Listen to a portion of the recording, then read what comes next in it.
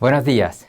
Seguimos hoy en la unidad 2, el viviente corpóreo y sus facultades. Estamos todavía en el punto 1 de esta unidad, el hombre como un ser corpóreo. Y hoy día vamos a tratar del concepto de naturaleza. El concepto de naturaleza se toma primero de la filosofía natural, que estudia a los seres físicos, corpóreos, que son sujetos de movimiento. La naturaleza en ellos es el principio intrínseco de su movimiento. Es la esencia en cuanto que dice orden a la operación. Pero después también el término naturaleza se extiende a otras realidades metafísicas, más allá de lo físico. Se aplica, por ejemplo, a las sustancias espirituales, las cuales, aunque no tienen propiamente movimiento, tienen una operación propia, que es distinta de su naturaleza. Y así la naturaleza en ellas es principio de su propia operación. Incluso el término naturaleza se emplea a veces para hablar de la sustancia o esencia de Dios. Pero hay que tener presente que en Dios no solo no hay movimiento, sino que además en Él no se distingue realmente la esencia de su operación. El ser de Dios se identifica con su obrar. Por tanto, la naturaleza divina no es un principio o causa de su operación, no se refiere a la esencia según que dice orden a la operación, sino que la esencia o naturaleza divina es idéntica a la operación. Queremos estudiar acá el concepto de naturaleza según el sentido originario, que es el referido a los entes corpóreos o físicos que tienen movilidad, que tienen actividad y pasividad, que se mueven por sí mismos o que son movidos, pues estamos estudiando al hombre como un ser corpóreo. Las realidades materiales, por su propia constitución, están sometidas al movimiento, al cambio. Como se explica en el texto de Petit y Prevosti, en su sentido más estricto, es decir, como referido a las sustancias corpóreas, la naturaleza es cierta substancia o esencia, a saber, la de las cosas que tienen en sí misma el principio del movimiento para moverse o ser movidas. Sin identificarse simplemente con el ser, dicen ellos, la naturaleza dice con todo siempre una referencia al ser. El ente natural es el ente móvil, pero esa movilidad no es un puro perderse en lo múltiple y lo efímero, no es una desconexión respecto al ser, ni una carencia de entidad. El ente natural es, por el contrario, aquel que funda su devenir en el propio ser, aquel que funda su devenir en el propio ser, porque precisamente posee el ser en y a través del movimiento, lo alcanza por el movimiento. Y de tal modo caracteriza la movilidad su íntima esencia, que sólo en las vicisitudes del cambio se manifiesta su ser. Cambiando por esas vicisitudes en las que se encuentra forzado a proseguir su existencia, no hace otra cosa que aspirar a guardar ese ser que por recibido puede siempre ser perdido. Ya, hasta ahí la cita de Petit y Prevosti. Aspira también, podríamos añadir, a llevarlo a su realización y también mediante el cambio, el movimiento, ¿no? Entonces las cosas intentan conservar su ser mediante el movimiento, llegan a ser mediante también procesos de generación y corrupción de otras cosas, ¿no? Pero también intentan llevarlo a su realización mediante el movimiento.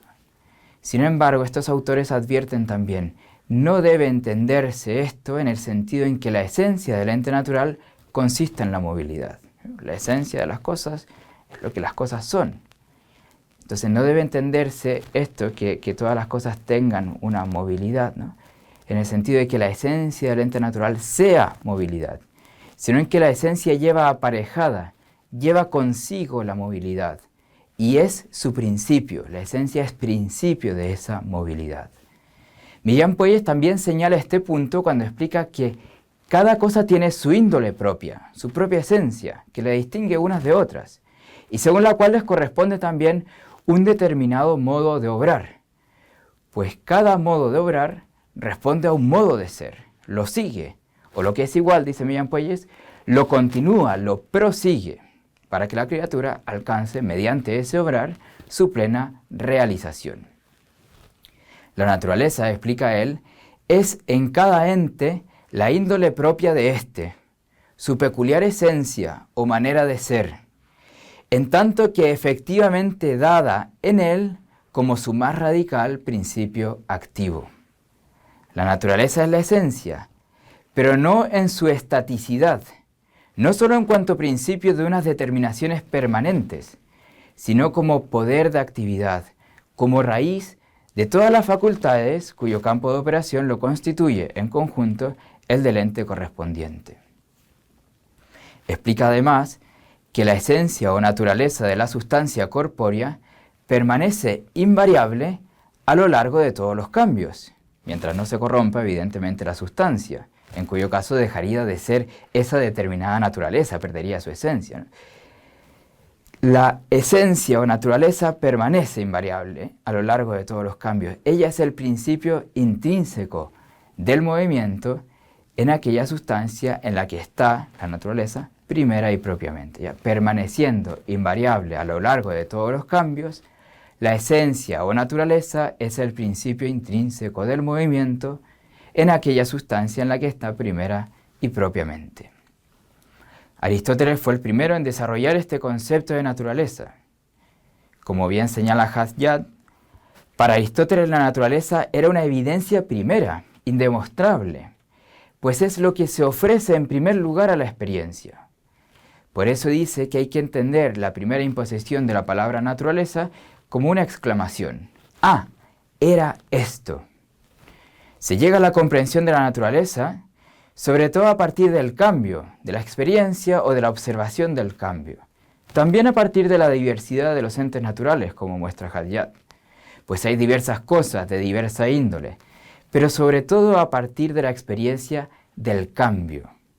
Aunque no de cualquier cambio, sino de un cambio específico, orientado, finalizado, y que se hace desde el fondo del ser mismo, según un principio sustancial, por oposición, dice Haddad, a los cambios operados por el arte sobre un material, los cuales vienen del exterior.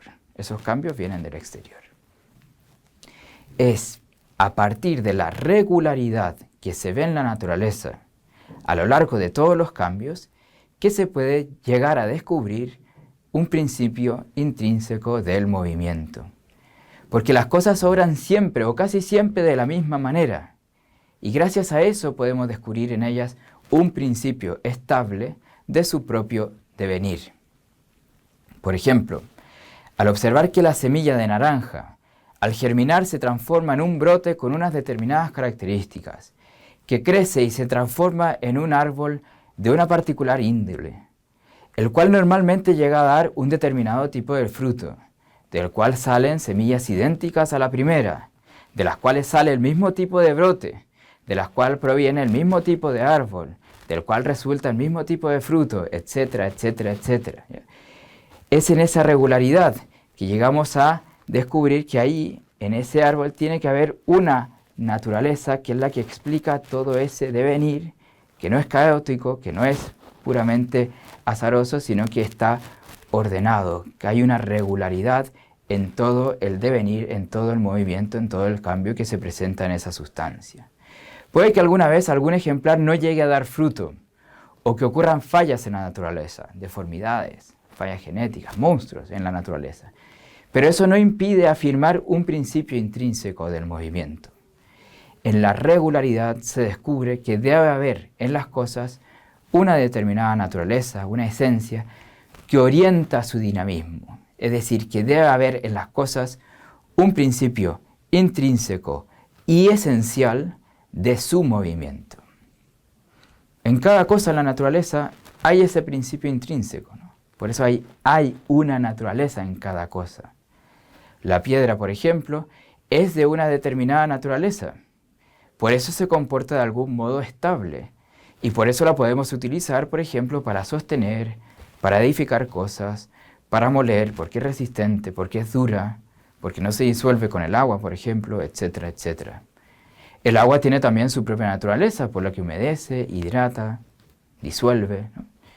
El perro tiene una determinada naturaleza por la que se comporta de un modo también, ¿no? Y el hombre tiene una determinada naturaleza, etcétera, etcétera, etcétera, ¿ya?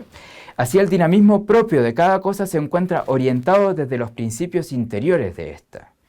Por eso dice Haddad que la experiencia del cambio en la que se hace manifiesta la naturaleza es la de un cambio específico, orientado, finalizado y que se hace desde el fondo del ser mismo según un principio sustancial, que contrasta además con los cambios operados por el arte sobre un material, los cuales, decíamos, vienen del exterior. Como ya se mencionó, tanto el mantenimiento como la realización plena de los seres naturales se alcanza por medio del movimiento. La naturaleza de cada cosa lleva consigo una finalidad, un orden hacia aquello en lo que ese determinado tipo de ente alcanza su propio cumplimiento. El naranjo tiende a dar frutos, el perro a desarrollar su vida según su especie, y lo mismo vale para el ser humano. Su naturaleza le inclina, por ejemplo, a la verdad, a conocer la verdad acerca de Dios, a la vida social, etcétera, etcétera.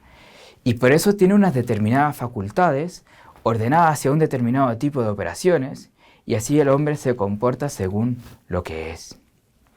Hay ciertas cosas proporcionadas, convenientes a cada naturaleza, y otras que no.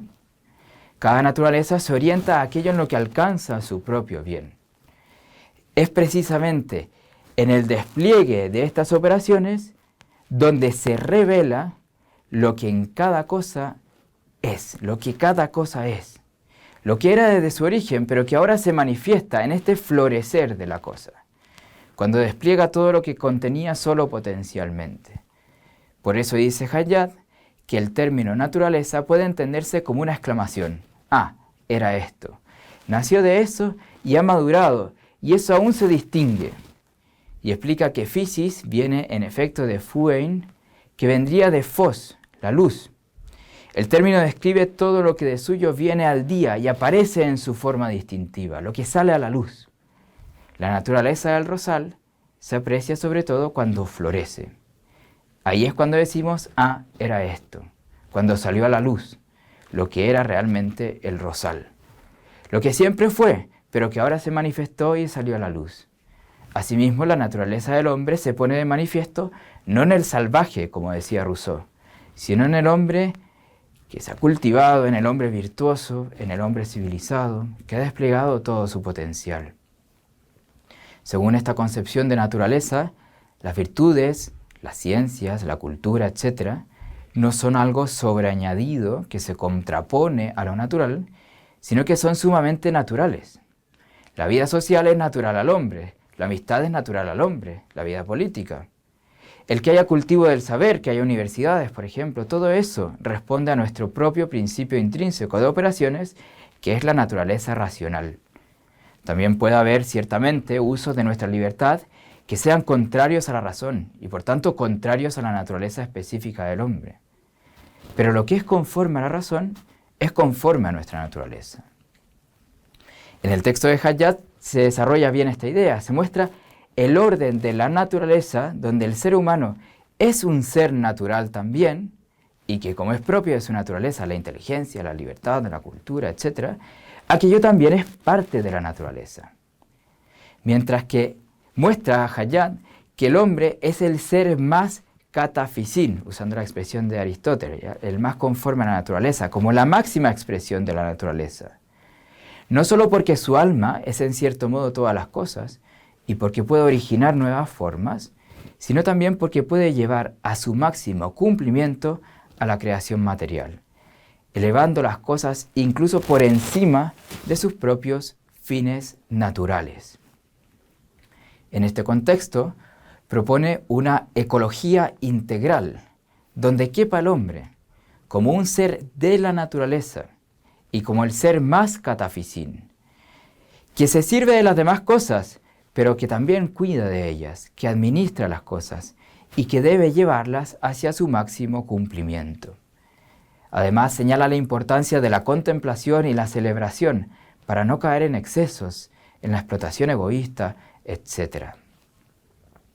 Otro elemento importante del texto de Haddad es el contraste que plantea entre la observación de la naturaleza, como la que hacía Aristóteles, y el modo de aproximarse a las cosas propio de la modernidad.